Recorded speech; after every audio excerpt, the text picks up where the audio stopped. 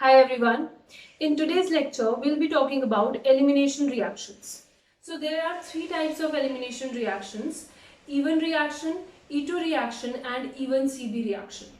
तो NCERT में तुम्हारी टाइप्स ऑफ एलिमिनेशन रिएक्शन के बारे में कुछ भी मेंशन नहीं किया हुआ है, so we are not going to go in much detail, right? हम बस बेसिक्स करेंगे एलिमिनेशन रिएक्शन का, and after that we are going to compare the elimination reaction with substitution reaction, right? देखो, according to NCERT, in this chapter we just have to do the beta elimination reaction of alkyl halides. तो सबसे पहले ये समझते हैं कि beta elimination reaction होती क्या है. ठीक है, तो मैं यहाँ पे एक एल्काइल हैलाइड लेती हूँ, CH3 CH2X इथाइल हैलाइड लिया मैंने, और इसका रिएक्शन मैं करवाऊंगी with a base let's say B-. तो यहाँ पे जरा ध्यान देना, ये जो कार्बन एटम डायरेक्टली हैलोजन से अटैच होता है, this carbon atom is known as alpha carbon atom, right? और जो अल्फा कार्बन एटम के एडजेसेंट कार्बन होता है, this is known as beta carbon atom. और जो बीटा कार्बन एटम से डायरेक्टली अटैच हाइड्रोजन्स होते हैं, उनको हम क्या कहते हैं? Beta hydrogens. तो इस कार्बन के पास कितने बीटा हाइड्रोजन्स हुए? There are 3 beta hydrogens that are attached to this carbon atom, right? तो 3 बीटा हाइड्रोजन्स है हमारे यहाँ पे. तो होता क्या है बीटा एलिमिनेशन में, हमारा ये जो बेस होता है, देखो बेस का काम क्या है? बेस का काम होता है प्रोटॉन को एब्स्ट्रैक्ट करना, राइट? तो ये यहाँ पे क्या करेगा, ये B- इस बीटा प्रोटॉन को एब्स्ट्रैक्ट कर लेगा, ये अपनी तरफ खींच लेता है इसको, ठीक है? तो ये जो कार्बन हाइड्रोजन के बॉन्ड के इलेक्ट्रॉन्स हैं, ये इस कार्बन कार्बन बॉन्ड के बीच में शिफ्ट हो जाते हैं, और क्योंकि यहाँ पे इलेक्ट्रॉन डेंसिटी अब इंक्रीज हो चुकी है, तो ये जो हैलोजन एटम है, this is going to leave in the form of a leaving group. हमें ये ऑलरेडी पता है कि जो हैलोजन्स होते हैं, they act as very good leaving groups, right? तो हैलोजन एटम यहाँ पे क्या हो जाएगा? लीव हो जाएगा. तो in the presence of a base, elimination of hydrogen takes place from beta position and elimination of halogen takes place from alpha position. This reaction is known as beta elimination reaction. ठीक है, let me repeat the definition for you. क्या हुआ यहाँ पे? Base की presence में हमारा hydrogen गया फ्रॉम बीटा कार्बन एंड हमारा हैलोजन गया from alpha carbon to form an alkene. This reaction is known as beta elimination reaction. देखो, जो हमारा प्रोडक्ट फॉर्म होगा यहाँ पे, that would be an alkene. कैसे? यहाँ पे डबल बॉन्ड फॉर्म हुआ, ये बॉन्ड जब यहाँ पे शिफ्ट हुआ तो यहाँ पे बीच में डबल बॉन्ड फॉर्म हो गया, यहाँ से ये हाइड्रोजन जा चुका है, यहाँ पे बचे 2 हाइड्रोजन एटम्स, और यहाँ से ये हाइड्रोजन भी जा चुका है, तो इस कार्बन पे भी बचे हमारे 2 हाइड्रोजन एटम्स. तो यहाँ पे इथीन की फॉर्मेशन हो गई, ठीक है? एल्कीन की फॉर्मेशन हो जाएगी, और ये बेस हमारा H को लेके जा चुका है यहाँ से, प्लस X- रिलीज हो गया, ठीक है? So this reaction is beta elimination reaction. देखो, इसका एक और नाम होता है, this reaction is also known as dehydrohalogenation reaction. इसको हम क्यों कह रहे हैं डिहाइड्रोहैलोजिनेशन? डी का मतलब है रिमूवल, हाइड्रो से हमारा आएगा हाइड्रोजन, और हैलोजन से आएगा हमारा हैलोजन X. तो रिमूवल हो रहा है यहाँ पे हाइड्रोजन का और हैलोजन का फ्रॉम द मॉलिक्यूल, इसीलिए हम इसको क्या कहेंगे? डिहाइड्रोहैलोजिनेशन रिएक्शन और बीटा एलिमिनेशन रिएक्शन, ठीक है? तो एक एग्जांपल देखते हैं इसका सिंपल सा. तो ऐसा मानो मैंने लिया CH3 CH2Br इथाइल ब्रोमाइड, ठीक है? तो इस इथाइल ब्रोमाइड का एक हाइड्रोजन मैंने ऐसे दिखा दिया, तो होगा क्या? इन the presence of let's say alcoholic KOH, ठीक है? मैंने यहाँ लिया अल्कोहलिक KOH. तो अल्कोहलिक KOH हमारे सोल्यूशन में कौन कौन से आयंस देगा? देखो, अल्कोहल प्रेजेंट है, यानी कि C2H5OH, राइट। तो ये हमें सोल्यूशन में दे देता है C2H5O-, ये इथॉक्साइड आयन हमें मिल जाएगा, ठीक है। और ऑब्वियसली देखो यहाँ से भी तो ये KOH भी प्रेजेंट ही है, तो KOH हमें K+ और OH- भी देगा ही, ऑब्वियस, ठीक है। तो हमारे पास यहाँ पे OH- है और ये इथॉक्साइड आयन है which can act as bases. लेकिन दोनों में से जो स्ट्रॉन्गर बेस होगा वही जाके क्या करेगा, इसके H+ को एब्स्ट्रैक्ट करेगा, राइट। तो स्ट्रॉन्गर बेस हमारा होता है ये एल्कोक्साइड आयन, जो कि हमने यहाँ पे लिया है इथॉक्साइड आयन, ठीक है। तो ये इथॉक्साइड आयन जाके इस H+ को एब्स्ट्रैक्ट कर लेगा, यहां से ये ट्रांसफर हो जाएगा इलेक्ट्रॉन्स और Br- बाहर, ठीक है।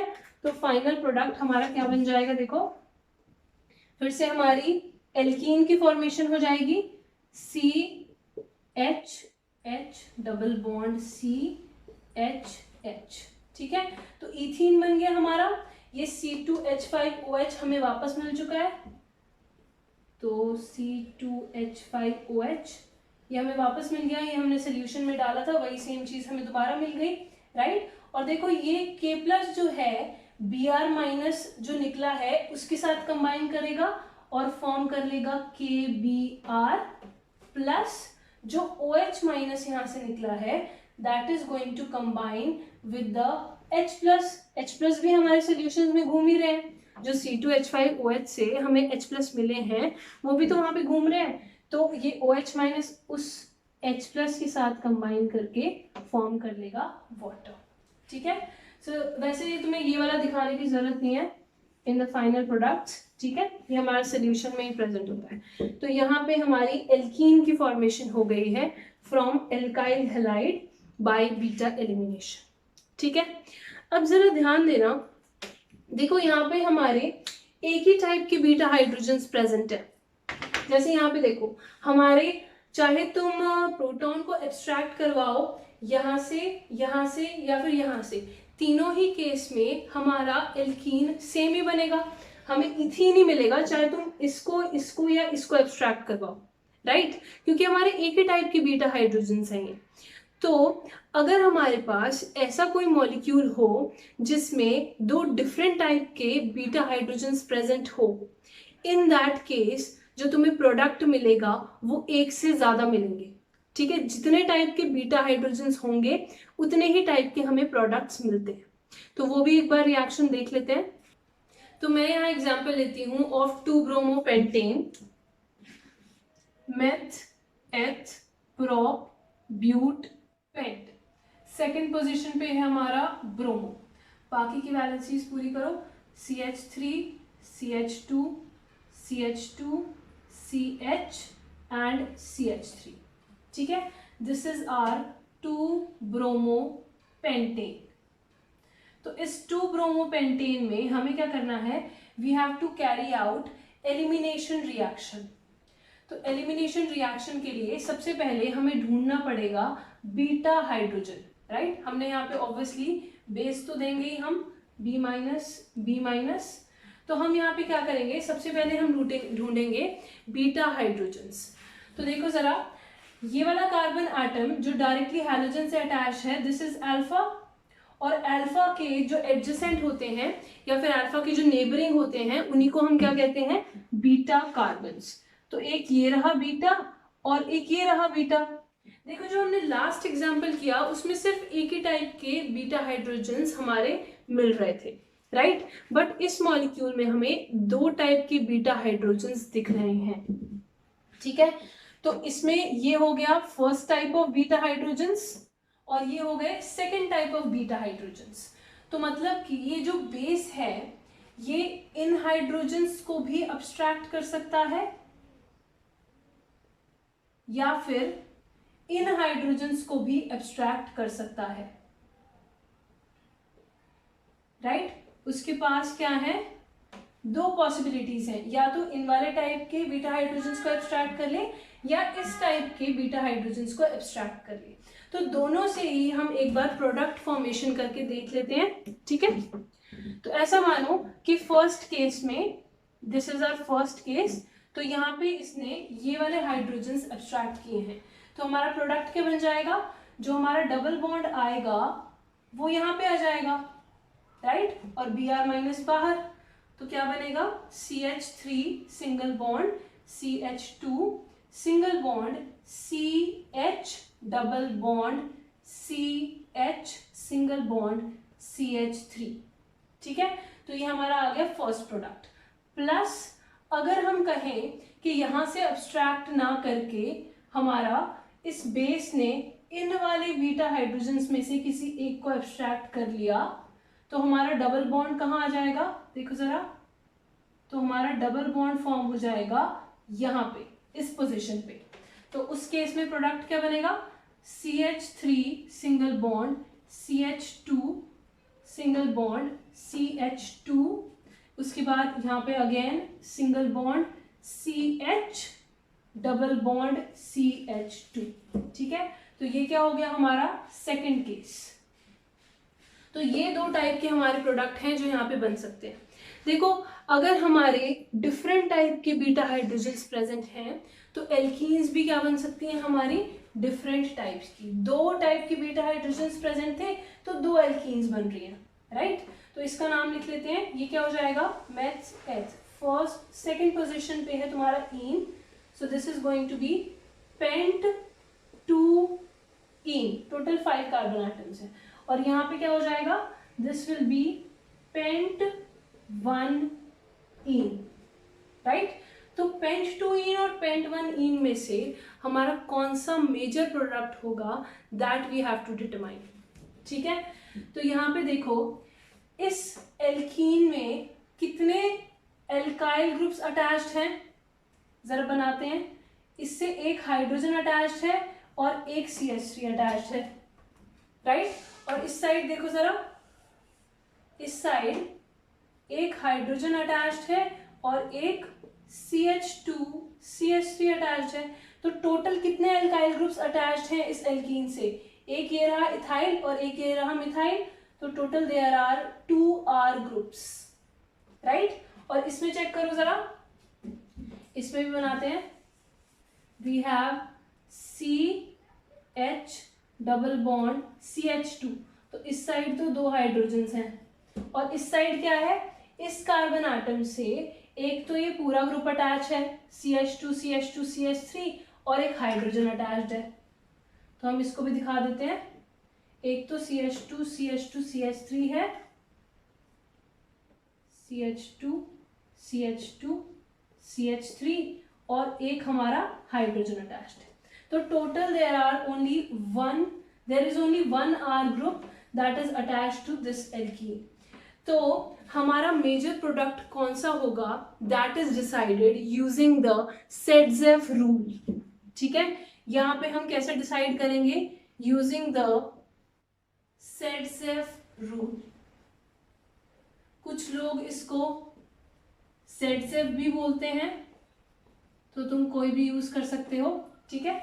सो सेडजेफ रूल के अकॉर्डिंग हम ये कहते हैं कि कोई भी अगर डिहाइड्रोहैलोजिनेशन रिएक्शन हो रही है जिसमें there is more than one alkene is getting formed, then the major product is going to be decided by counting the number of alkyl groups present in that alkene, ठीक है। जिसमें ज्यादा नंबर ऑफ एल्कीन्स होंगी, जिसमें ज्यादा number of alkyl groups होंगे, that alkene is going to be more stable, ठीक है। तो यहाँ पे सिर्फ तुम्हारा एक ही एल्काइल ग्रुप प्रेजेंट है और इस वाली एल्कीन में तुम्हारे दो एल्काइल ग्रुप्स प्रेजेंट है, ये वाला और ये वाला। That means this pent2ene is going to be your major product, this will be more stable, and this one is going to be your minor product, this will be less stable, ठीक है। देखो ये stability alkenes की क्यों है ज्यादा इस वाली की, this is due to hyperconjugation. Hyperconjugation हम पढ़ते ही हैं 11th ग्रेड में, राइट, तो वहां पे ये चीज समझी जाती है। तो यहाँ पे देखो, ये जो pent2ene बनता है दिस इज फॉर्म्ड 81% और ये जो बनता है दिस इज फॉर्म्ड ओनली 19%। तो ध्यान रखना ये चीज, जब भी हमारी दो या दो से ज्यादा हमारे बीटा हाइड्रोजन्स प्रेजेंट होंगे in the compound, then in that case हमारे प्रोडक्ट्स भी क्या बनेंगे, दो से ज्यादा ही बनेंगे। और प्रोडक्ट्स की स्टेबिलिटी यानी कि एल्कीन की स्टेबिलिटी कैसे देखी जाती है, using the Saytzeff rule. Saytzeff rule के अकॉर्डिंग वो एल्कीन ज्यादा स्टेबल होगी which has more number of alkyl groups attached to it. Fine. देखो अब मैं तुम्हारे साथ डिस्कस करने वाली हूँ the most commonly asked question from this topic. ठीक है, द क्वेश्चन इज कि जब हम किसी अल्काइल हैलाइड का रिएक्शन करवाते हैं विद एक्वस KOH तब वो सब्स्टिट्यूशन रिएक्शन दिखाता है, लेकिन अगर हम उस सेम अल्काइल हैलाइड का रिएक्शन करवाएं विद अल्कोहलिक KOH तो वो एलिमिनेशन रिएक्शन दिखाता है। तो ऐसा क्यों, तो समझते हैं। तो मैं यहाँ पे अल्काइल हैलाइड लेती हूँ, let's say we are taking bromopentane, CH3 CH2 CH2 CH2 CH2Br। ठीक है, 1 2 3 4 5 अनरोल। तो यहाँ पे मैंने लिया है ब्रोमोपेंटेन। एक बार तो मैं इसका रिएक्शन करवाऊंगी विद अल्कोहलिक KOH और दूसरी बार मैं इसका रिएक्शन करवाऊंगी विद एक्वस KOH। ठीक है, तो यहाँ पे जब हमने अल्कोहलिक KOH लिया तो यहाँ पे हो जाती है एलिमिनेशन रिएक्शन, और जब हम एक्वस KOH लेते हैं तो यहाँ पे हो जाती है सब्स्टिट्यूशन रिएक्शन। तो ऐसा क्यों हो रहा है, दोनों में हमारे अलग अलग प्रोडक्ट्स क्यों फॉर्म हो रहे हैं। ठीक है, तो ये समझते हैं। देखो यहाँ पे जब हमने एक्वस KOH लिया तो सोल्यूशन में हमें क्या क्या मिलेगा, K+ ions and OH- ions, right. जो वाटर होगा, मतलब जो हमने एक्वस लिया है वाटर होगा, वो भी हमें H+ आयंस और OH- आयंस ही देगा। तो हमारा ये जो OH- आयन होता है this acts as a very good nucleophile, ये एक बहुत ही अच्छे न्यूक्लियोफाइल की तरह एक्ट करता है। और न्यूक्लियोफाइल क्या करते हैं, देखो न्यूक्लियोफाइल खुद जाके अटैक कर देते हैं, दोनों में डिफरेंस समझो। जो न्यूक्लियोफाइल है वो प्रेफर करता है कि वो खुद जाके अटैक कर दे, राइट। लेकिन जो बेस होता है वो प्रेफर करता है कि वो साइड से ही बस प्रोटॉन को एब्स्ट्रैक्ट कर ले, वो खुद जाके अटैक नहीं करता, वो बस प्रोटॉन को एब्स्ट्रैक्ट कर लेता है मॉलिक्यूल से। ठीक है, तो यहाँ पे जो OH- है ये इतना अच्छा बेस की तरह एक्ट नहीं करता, ये ज्यादा अच्छा न्यूक्लियोफाइल की तरह एक्ट करता है। तो इसीलिए ये क्या करेगा, ये डायरेक्ट ही खुद ही जाके इस कार्बन पे अटैक कर देगा और यहाँ से Br- बाहर। ठीक है, तो इस केस में जो हमारा प्रोडक्ट मिलेगा that is going to be CH3 CH2 CH2 1 2 3 4 5 and OH, यानी कि ये OH- इस Br को अपनी जगह से हटा देगा और उसकी जगह आके बैठ जाएगा। ठीक है, तो यहाँ पे क्या हुआ, एक सब्स्टिट्यूशन रिएक्शन हो गई, इसने इसको हटाया और उसकी जगह जाके बैठ गया, this is a substitution reaction, right. Substitution reaction क्यों हो रही है, क्योंकि OH- is acting as a very good nucleophile here. ठीक है, तो यहाँ पे ये प्रोडक्ट मिलेगा हमें। बट इन दिस केस, अभी मैंने समझाया, जब हमारे पास अल्कोहलिक KOH होता है then in that case we are having C2H5OH in the presence of KOH, right. तो इस केस में हमारा OH- आयंस भी प्रेजेंट है जो इससे आ रहे हैं, और हमारे इथॉक्साइड आयंस भी प्रेजेंट हैं जो हमारे अल्कोहल से आ रहे हैं, राइट। तो दोनों में अगर हम कंपटीशन देखें तो ये जो C2H5O- होता है this acts as a very good base. ठीक है, OH- तो वैसे ही अच्छा बेस नहीं है।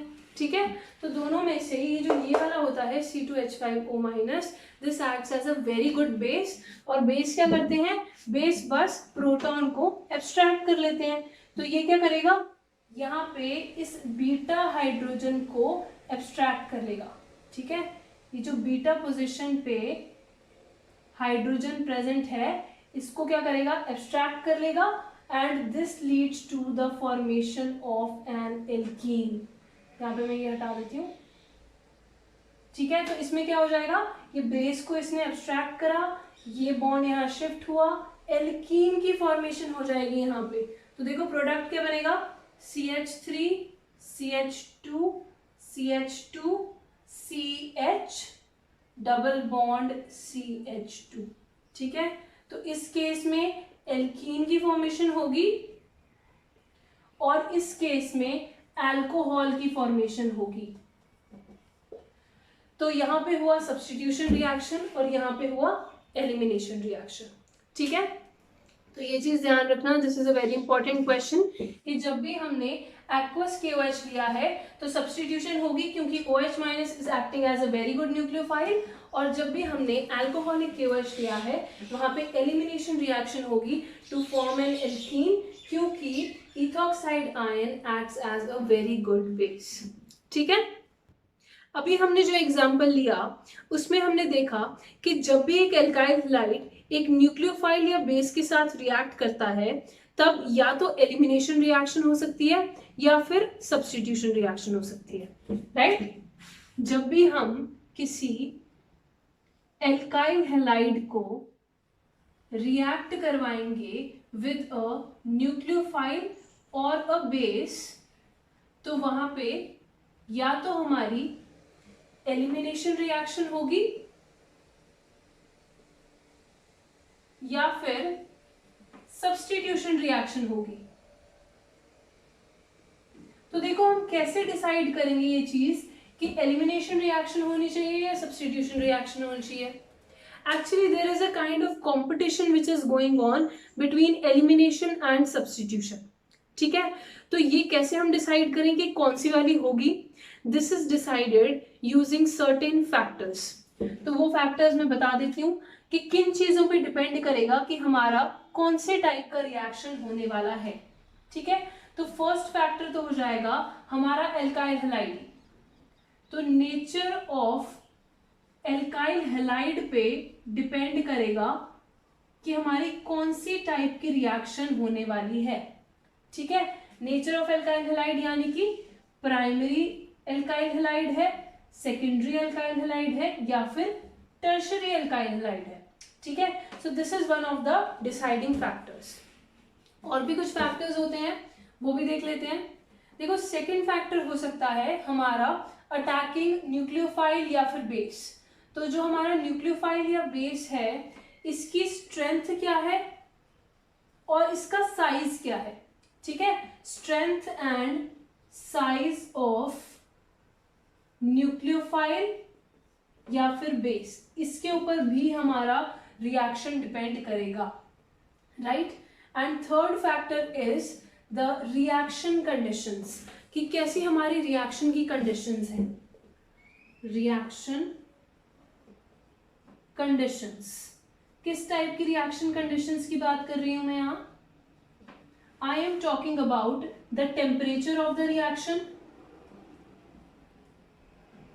कि क्या हमने टेम्परेचर हाई दिया है या लो ही रखा है, राइट। तो यूजुअली जब हम हाई टेम्परेचर देते हैं इन that case elimination reaction occurs, और जब लो टेम्परेचर हम देते हैं इन that case substitution reaction occurs. ठीक है, और रिएक्शन कंडीशंस में और क्या आ सकता है, यहाँ पे हम कर सकते हैं बात ऑफ आवर सॉल्वेंट। ठीक है, क्या हमारा पोलर एप्रोटिक सॉल्वेंट है या पोलर प्रोटिक सॉल्वेंट है। तो all these factors all together are going to decide whether the reaction should be elimination reaction or substitution reaction. ठीक है, सिर्फ एक फैक्टर पे डिपेंड नहीं करता है, ये हमारे सारे फैक्टर्स के कॉम्बिनेशन पे डिपेंड करेगा कि हमारे किस टाइप की रिएक्शन होने वाली है। ऑलराइट, देखो ऑब्वियसली हमें इसकी ज्यादा डिटेल में जाना नहीं है, बट एक एग्जांपल दिया हुआ है एनसीईआरटी में, मैं एक बार वो एक्सप्लेन कर देती हूँ। ठीक है, देखो it's not very easy to decide कि एलिमिनेशन रिएक्शन होगा या सब्स्टिट्यूशन रिएक्शन होगा, क्योंकि अभी हमने देखा कि कितने सारे फैक्टर्स वहां पे इन्वॉल्व थे, राइट। तो I am just going to give you a summary of which kind of reaction is going to take place when a particular alkyl halide is present. ठीक है, ऑब्वियसली ये हार्ड एंड फास्ट रूल्स नहीं है, ये बस एक general summary है which is given in your NCERT. ठीक है, तो यहाँ पे देखो whenever we are having a primary alkyl halide, in that case mostly substitution reaction is going to take place. ठीक है, I am saying mostly, I am not saying always, right? तो कौन सा वाला substitution reaction यहाँ पे होगा? अगर प्राइमरी है यानी कि less sterically hindered alkyl halide अगर है, then in that case we usually prefer SN2 reaction, right? तो अगर सब्स्टिट्यूशन हो रहा है कौन सा वाला होगा? SN2 रिएक्शन, क्योंकि ये लेस स्टेरिकली हिंडर्ड साइट पे ही होता है. Fine. Now when we are having secondary alkyl halide, उस केस में हमारा एलिमिनेशन भी हो सकता है एंड सब्स्टिट्यूशन भी हो सकता है. ऑलराइट, इसी का एग्जांपल हम अभी देखने वाले हैं कि कैसे size of nucleophile is going to determine कि एलिमिनेशन होगा या फिर सब्स्टिट्यूशन होगा. ठीक है, अब टर्शरी पे आ जाओ. देखो टर्शरी में भी सेम एलिमिनेशन भी हो सकता है एंड सब्स्टिट्यूशन भी हो सकता है. फाइन. तो यहाँ पे हम कैसे डिसाइड करेंगे टर्शरी के केस में? देखो टर्शरी के केस में अगर सब्स्टिट्यूशन हुआ तो वो किस टाइप का सब्स्टिट्यूशन रिएक्शन होगा? It is going to be SN1. We already know this, right? ये मैं ऑलरेडी एक्सप्लेन कर चुकी हूँ अपनी प्रीवियस वीडियोज में. तो यहाँ पे सब्स्टिट्यूशन रिएक्शन जो टर्शरी अल्काइल हैलाइड होते हैं वो कौन सा वाला प्रेफर करते हैं? SN1. तो देखो हम कैसे डिसाइड करेंगे. हम देखेंगे stability of the carbocation which is getting formed over here. ठीक है, अगर 3 डिग्री अल्काइल हैलाइड के केस में हमारा एक बहुत स्टेबल कार्बोकेटायन फॉर्म हो रहा है तब वो रिएक्शन SN1 के थ्रू चली जाएगी. लेकिन अगर 3 डिग्री अल्काइल हैलाइड के केस में हमारा एक बहुत स्टेबल प्रोडक्ट फॉर्मेशन हो गया in case of elimination reaction, तो वो एलिमिनेशन के थ्रू चली जाएगी. एलिमिनेशन में क्या प्रोडक्ट बनता है हमारा? एल्कीन बनता है, राइट? तो सेडजेफ रूल से हम एल्कीन की स्टेबिलिटी देख सकते हैं. तो डिसाइडिंग फैक्टर क्या होगा हमारे यहाँ कि जो एल्कीन यहाँ पे बन रही है वो ज्यादा स्टेबल है या फिर जो कार्बोकेटायन यहाँ बन रहा है वो ज्यादा स्टेबल है. That is going to decide कि हमारा एलिमिनेशन रिएक्शन होने वाला है या फिर सब्स्टिट्यूशन रिएक्शन होने वाला है. ठीक है, अगेन हम बिल्कुल ऐसे परफेक्टली डिसाइड नहीं कर सकते सिर्फ इन्हीं फैक्टर्स से.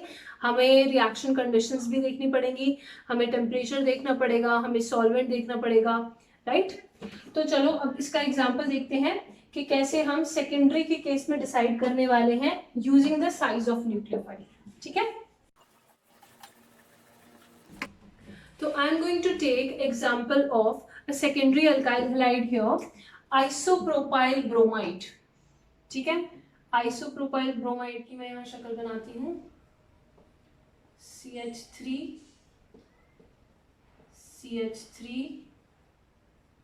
Hydrogen bromine. ठीक है, और यहाँ पे एक और बार CH3 हाइड्रोजन एंड ब्रोमीन. ठीक है, तो देखो फर्स्ट केस में I am going to react this secondary alkyl halide with a bulky nucleophile. तो यहाँ पे मैं ले रही हूं tertiary butoxide ion, tertiary butoxide ion.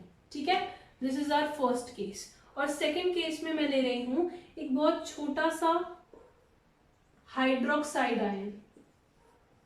यहाँ पे मैंने लिया हाइड्रोक्साइड आयन, यहाँ पे मैंने लिया टर्शरी ब्यूटॉक्साइड आयन.